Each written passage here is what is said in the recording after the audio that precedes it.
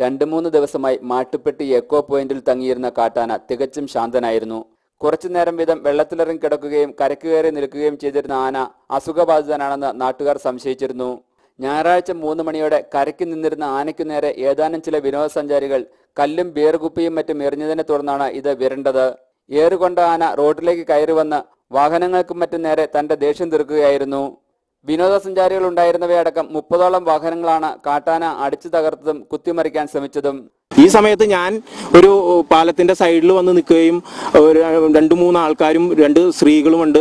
ആ സമയത്ത് തൊട്ടടുത്തേക്കുന്ന വണ്ടി വന്നിട്ട് കുത്തിമറിച്ചിടുക. പെട്ടെന്ന് വണ്ടിയുടെ പുറകിലേക്ക് ആന വരുന്നത് കണ്ടുകൊണ്ട് ഞാൻ പെട്ടെന്ന് വണ്ടി സ്റ്റാർട്ട് ചെയ്ത് എൻ്റെ വണ്ടിക്കകത്തുള്ള 10-17 യാത്രക്കാരുണ്ടായിരുന്നു. അപ്പോൾ ഇവരെ എങ്ങനെ രക്ഷിക്കണമല്ലോ എന്ന് ഓർത്ത് ഞാൻ പെട്ടെന്ന് വണ്ടി എടുത്തു. ആന പുറകെ വന്ന് പിടിക്കാൻ തുടങ്ങി. രക്ഷപ്പെട്ട് ഞങ്ങൾ പോയി. സൈഡിൽ പെരുക്ക് പറ്റി, വണ്ടിയുടെ 2 സൈഡിലും പെരുക്ക് പറ്റി. സന്ധ്യയ്ക്ക് ആന വീണ്ടും വെള്ളത്തിലേക്ക് ഇറങ്ങിപ്പോയതോടെയാണ് മണിക്കൂറുകൾ നീണ്ട പരിഭ്രാന്തി ഒഴിവായത്. നേരത്തെ ഇത്തരത്തിൽ ടൂറിസ്റ്റുകളുടെയും മറ്റും ഉപദ്രവമേറ്റ് ഇടഞ്ഞിട്ടുള്ള പടയപ്പ എന്ന കാട്ടാനയും മൂന്നാർ മേഖലയിൽ പലയിടത്തും പരിഭ്രാന്തി സൃഷ്ടിക്കാറുണ്ട്. മൂന്നാറിൽ നിന്നും KG പ്രദീപ് കുമാർ, ഏഷ്യാനെറ്റ് ന്യൂസ്.